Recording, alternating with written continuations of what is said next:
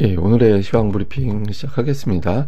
2월 PC가 예상치 부합했지만 근원이 예상치보다 높게 나오면서 인플레이션 걱정을 하게 됐고, 또 3월 미시건대 소비자 심리 지수가 예상보다 나빴습니다. 그러니까 소비 심리가 안 좋은데 인플레이션 전망치는 대폭 올랐거든요. 그래서 이 미국이 물가도 올라가고 소비는 위축되고 스태그플레이션이 시작되는구나, 이런 걱정을 하게 됐고, 뭐 빅테크 대부분 빠진 것은 물론이고 상장사의 거의 80% 정도 되는 종목이 빠졌습니다. 에너지와 일부 제약주 정도만 소폭 올라가는 정도였고, 한국 관련 지표도 상당히 큰 폭으로 빠져서 주초에 우리 증시가 이제 고전하면서 출발할 가능성이 높다, 이렇게 보여집니다. 지수를 봐도 뭐 다 빠졌잖아요. 특히 다우지수 1.7% 정도 빠지고 러셀 2000도 2% 정도 빠졌기 때문에 뭐 빅테크 몇 개가 끌어내렸다가 아니라 전반적으로 다 빠진 겁니다. 그러니까 유틸리티가 플러스 난 거를 제외하고는 대부분 다 하락했거든요. 그리고 업종 지수가 2% 넘게 빠진 게 적지 않게 나왔잖아요. 그래서 전반적인 투매 분위기가 만들어졌다, 이렇게 봐야 되는 거고, 이런 분위기가 만들어졌던 거는 일단 물가 지표, 뭐 잠시 후에 자세히 설명드리겠습니다만은, 그러니까 물가 지표가 쉽게 떨어지지 않고 있다, 그러니까 이런 걱정이 있는 데다가 소비 심리가 위축이 됐거든요. 그러니까 소비 심리가 위축된 상태, 그러니까 소비는 걱정스럽고 물가는 안 떨어지고 스태그플레이션, 이런 게 만들어지는 건가, 이렇게 이제 걱정을 하게 된 거죠. 특히 특징적인 건, 기존에는 뭐 예를 들어 여당을 지지하는 사람들은 그렇게 걱정을 안 했었는데, 이번 같은 경우는 여당, 그러니까 미국의 공화당을 지지하는 사람들도 경기 걱정을 하기 시작했다라는 거예요. 그래서 경기 걱정이 미국 국민들 광범위하게 퍼지기 시작하고 있다, 이렇게 된 거죠. 그러다 보니까 경제에 대한 경고, 그다음에 증시 전망 하향, 이런 것들이 계속해서 등장하는 이제 그런 상황이 만들어지고 있습니다. 구체적으로 지표를 보면 미국의 PC, 그러니까 PC라는 거는 개인 소비 지출 물가라는 건데, 이렇게 생각하시면 됩니다. 귤이 10,000원, 사과가 10,000원이었어요. 근데 어느 날 갑자기 귤이 20,000원으로 올랐어요. 그러면 그 전달에 2개를 구매한 사람은 20,000원을 소비했다가 지금은 30,000원으로 바뀐 거잖아요. 그러면은 소비자 물가 지수는 50%가 오른 거예요. 그런데 그게 아니라 이제 어떤 사람들, 귤이 20,000원을 올랐으니까 나는 사과를 2개 사야지, 귤은 안 먹고, 이러면 이 사람은 그 다음 달에 소비하는 건 20,000원 똑같아지는 거잖아요. 그러면 이제 그게 바로 PC예요. 그러니까 조금 덜 올라간 대체재를 찾아가지고 이 사람이 소비를 한다, 이렇게 보는 건데, 그 대체재 가격까지 다 올라버리면 이제 물가가 어떻게 잡을 수가 없는 거잖아요. 지금 이제 미국의 물가 상태가 혹시 그런 건가? 그러니까 이런 걱정을 하고 있는 거죠. 예, 그리고 이제 소득과 이제 지출을 보면, 소득은 0.8% 올랐거든요. 예상보다 좋았어요, 이거는. 근데 문제는 뭐냐면 지출이 0.4%예요. 그러니까 지출이 0.4%면은 괜찮은 거 아닌가 하는데, 문제는 뭐냐면 물가가 0.3% 올랐잖아요. 그러니까 그 물가 올라간 걸 빼고 보는 게 실질 지출이라는 건데, 실질 지출은 0.1%밖에 안 올라간 거예요. 근데 지난달에 마이너스였기 때문에 전달 대비로 생각을 해보면 실제로 별로 미국의 소비가 거의 멈춰 있다라고 보는 게 합리적이거든요. 그래서 그러니까 미국의 소비가 조금씩 둔화되기 시작하는 것 같다. 이렇게 되면 여기다 물가까지 또 관세 이런 것들까지 더해지면 경기 침체 오는 거 아닌가, 이런 걱정이 있는 거죠. 실제로 보면 미시건대 소비자 심리지수, 이거는 그냥 소비 지표입니다. 그러니까 설문지표. 예, 그러니까 물어보는 거예요. 그래서 지금 경제 상황 어떤 것 같아요? 라고 이제 물어보는 건데, 현재 상황은 그렇게 나쁘진 않다라고 아직은 봐요. 그 이제 평가 지수는 63.8 예상치하고 그렇게 이제 차이가 나지 않았거든요. 근데 문제는 경로는 떨어지고 있잖아요. 그다음에 기대 지수는 뭐냐면 앞으로 어떻게 될 것 같아요라고 물어보는 건데, 기대 지수 같은 경우도 계속 떨어지고 있고, 그러니까 현재보다 기대 지수가 더 낮다라는 건 앞으로 경제가 더 나빠질 거야, 이렇게 보고 있다라는 거거든요. 근데 이제 문제는 올해 내내 1월, 2월, 3월 계속해서 이 수치가 내려가고 있어요. 예, 그리고 이거는 기대 인플레이션. 그러니까 기대에 붙이면 뭔가 좋은 것 같이 의미가 될 수 있는데, 그냥 이거는 전망으로 보면 됩니다. 그러니까 1년, 그다음에 장기, 단기, 이런 인플레이션을 보면, 특히 장기 인플레이션. 1년 인플레는 그냥 올라갔다 내려갔다 그냥 그달 이렇게 바뀔 수 있는데, 장기 같은 경우는 쉽게 바뀌는 수치가 아니거든요. 근데 이게 지금 4.1%가 나왔어요. 장기 인플레이션 전망치가. 그러니까 이게 5년에서 10년 사이에 물가가 어떻게 될까요? 라고 물어보는 게 4.1% 나오는데, 이게 이제 얼마나 높은 수치냐면 1993년 이후에 가장 높은 수치입니다. 예, 그러니까 이게 어마어마하게 높은 수치가 나온 거예요. 그래서 이거 물가가 이렇게 올라가면 사람들이 소비를 안 해요. 그러니까 이게 지금 소비해서 내가 이제 돈이 갑자기 녹아내려가기 때문에 이 사람들이 소비를 안 하고 그냥 통장에 돈만 쌓아놓게 돼요. 그러니까 미국의 저축률이 최근에 올라가고 있거든요. 저축률 올라가는 것도 소비 위축의 시그널 중에 하나로 사람들이 해석을 하는데, 이거 지금 단지 설문지표만 이러는 게 아니라 어쩌면 진짜 소비가 나빠질지도 모르겠다. 이렇게 걱정을 하는 거죠. 그래서 이게 물가 안 잡히고 소비가 위축되니 이제 이게 바로 경기 침체구나, 이렇게 생각을 하게 되는 거죠. 그래서 인플레이션 GDP 나우라는 게 있는데, 이거는 현재 나오는 미국의 지표를 바탕으로 경제 성장 전망이 어떻게 될까요? 라는 걸 추정하는 건데, 이게 또 뚝 떨어졌습니다. 예, 뚝 떨어져가지고 마이너스 2.8%까지 떨어졌거든요. 그래서 인플레이션이 안 떨어지고 소비는 위축될 것 같고, 그럼 기업들의 실적이 나빠지게 되니 증시가 하락하는, 그러니까 이런 경로가 만들어지게 되는 거죠. 그래서 오늘은 철저하게 지표, 그런데 이 문제는 이 지표가 관세가 반영되지 않은 거거든요. 향후에 관세가 반영이 되면 물가가 더 뛰어버릴 거고 소비는 더 위축될 텐데, 그 전에 이미 저래버렸으면 미국 경제 도대체 어떻게 되는 거야? 이런 걱정을 하게 되면서 시장이 빠지게 된 겁니다.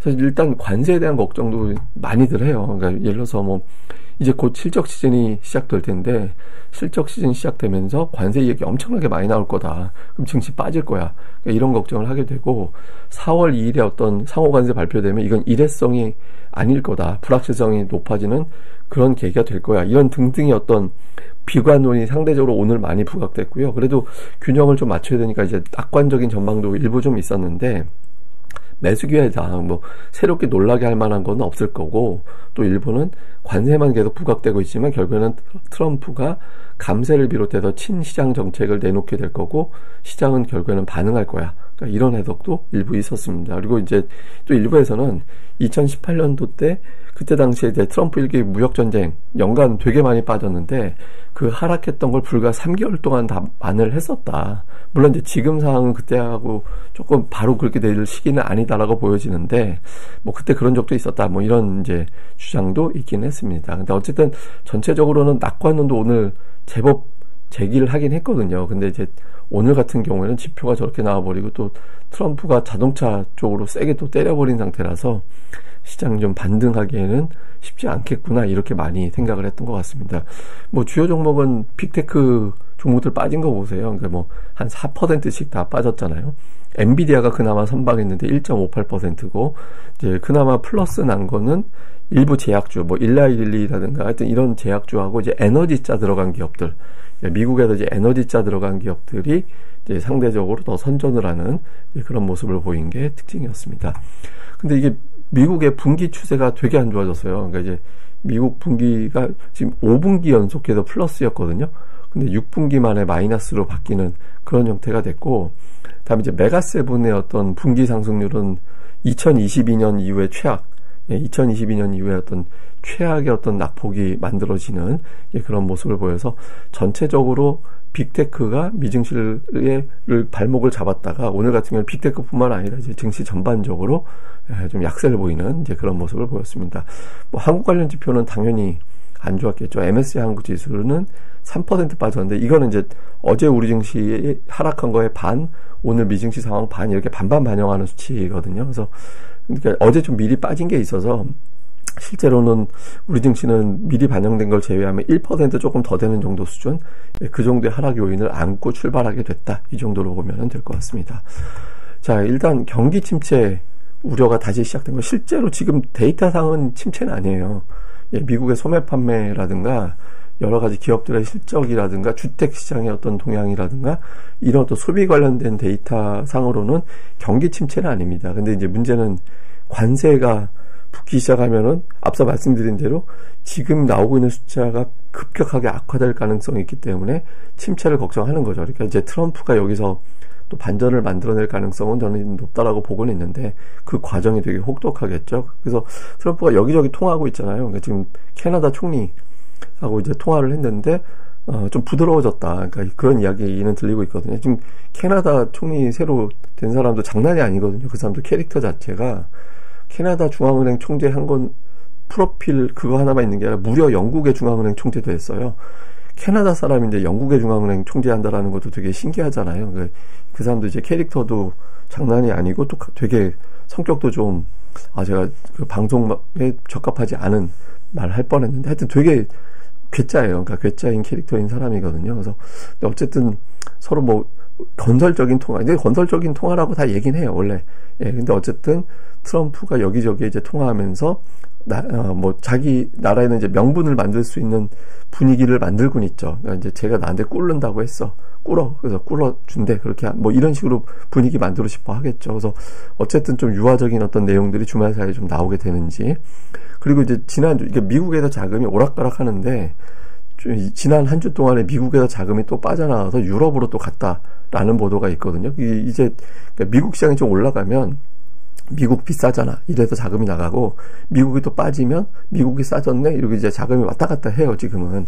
근데 어쨌든 지난주 기준으로는 미국에서 자금이 또 빠져나가서 유럽으로 갔다더라. 이런 데 있다. 그러니까 이제 매수할 자금이 좀 떨어져 있다 보니까 이제 증시 낙폭이 유난히 커지고, 공매도들이 좀 활성화되고, 뭐 이렇게 된 게 아닌가, 이렇게 보여지고요. 그리고 우리 증시 같은 경우는 지난 금요일에 워낙 많이 빠져서 미리 미증시 빠진 거 선반영된 것도 있긴 한데, 4월 초에 이벤트가 워낙 많이 몰려있다 보니까 이제 좀 다 돌아오는 주에도 시장이 좀 흔들릴 가능성이 있죠. 근데 이제 그런 상황에서 줍줍이 이제 얼마나 가동이 되느냐, 월요일에 꼬리를 보면서 판단하면 되는데, 그건 제가 이제 증시 전망대 시간에 다시 설명드리도록 하겠습니다.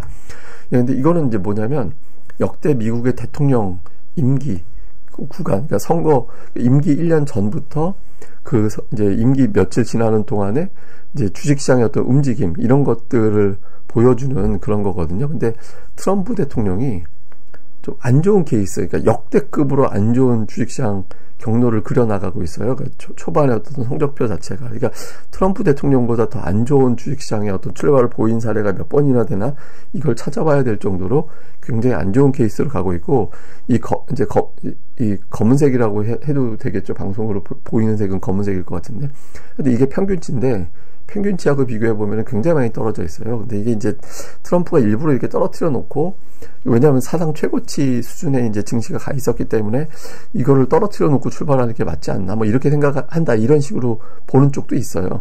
예, 근데 이게 근데 이걸 떠나서 어쨌든 트럼프가 이걸 또 반전의 카드를 어떤 형태가 됐든 만들 것 같긴 하거든요. 근데 4월 초 넘어가야 뭔가를 좀 만들 것 같다. 그래서 일단 그 기대치에 따른 어떤 매수가 돌아오는 주에 가동이 될 거냐, 아니면 혹독한 이제 관세부터 먼저 추가로 반영을 할 거냐, 주초의 변동성이 상당히 커질 것 같다. 또 우리 증시도 공포감과 이미 빠져서 과매도다, 이게 이제 충돌하는 구간이라서 우리 증시도 돌아오는 주에 이제 엄청나게 변동성이 나오겠죠. 근데 이런 내용은 증시 전망대 시간에 다시 정리해 드리도록 하겠습니다.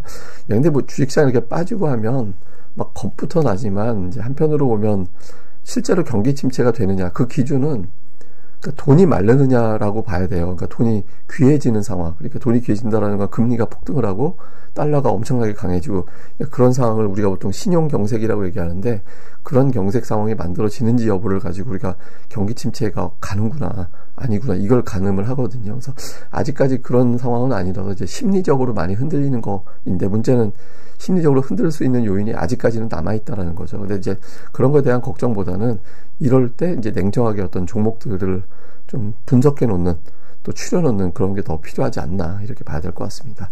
예, 그럼 또 주말 잘 보내시고요. 저는 또 다시 뵙도록 하겠습니다. 오늘 저는 대학교 동기들 만나요. 그래서 저희들 동기들 만나면 되게 대화가 되게 웃깁니다. 그러니까 제가 긴장 푸시라고, 걱정 푸시라고 좀 얘기해드리면, 저희는 소개팅 나가잖아요. 그럼 소개팅 나가면 이렇게 재밌는 얘기하고 그러질 않았어요, 대학 때.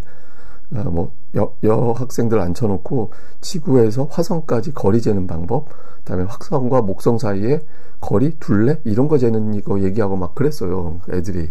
예, 그러니까 저는 상대적으로 좀 그렇지 않은 편인데, 제 친구들은, 동기들은 다 그런 애들이었거든요. 그래서 되게 독특해요. 그래서 막 소개팅 시켜주고 나면 제가 여학생들한테 막 항의받고 막 그랬거든요.